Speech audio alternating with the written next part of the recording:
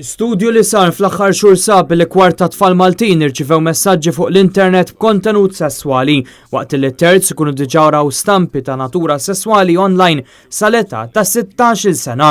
L-istudju li sar minn Lorin Farrugia analizza xejn anqas minn 1381 tifel u tifla fl-iskejjel Maltin bħala parti minn inizjattiva Ewropea bl-isem ta' EU Kids Online Survey. 10% illi qalulna li kienu huma stess li batu jew tefgħu online messaġġi ta' din in-natura.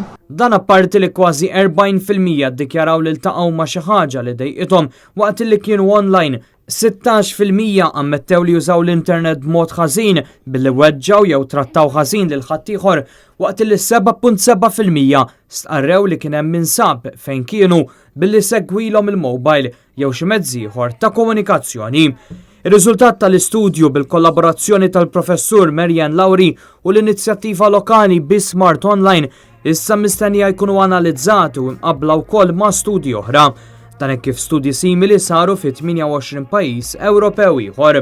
Diġà kienu saru xi studji oħrajn u allura anke f'Malta allura nistgħu nikkumparaw kemm mal-istudju li sar fis-snin li għaddew però anke mal-pajjiżi Ewropej l-oħrajn li qed jipparteċipaw. Ir-riżultati preliminari għatu indikazzjonijiet ukoll tal-ammont ta' ħin li tfal u żgħażagħ Maltin iqattaw online. Waħda mill-affarijiet li ħarġet hija li t-tfal jgħaddu medja ta' 3 sigħat online kuljum. Ovvjament it-tfal li huma daqsxejn iżgħar jaqattaw ftit inqas ma mbagħad it-tfal li huma daqsxejn ikbar tfal ta' 16-il sena, 15-16-il sena mbagħad l-ammont jiżdied għal aktar minn 4 sigħat. Apparti mill-mużika u l-filmati li huma fost ir-raġunijiet prinċipali għaliex it-tfal ikunu online, ir-riżultati jindikaw li għadu baxx ħafna l-użu tal-internet għall-aċċess tal-informazzjoni.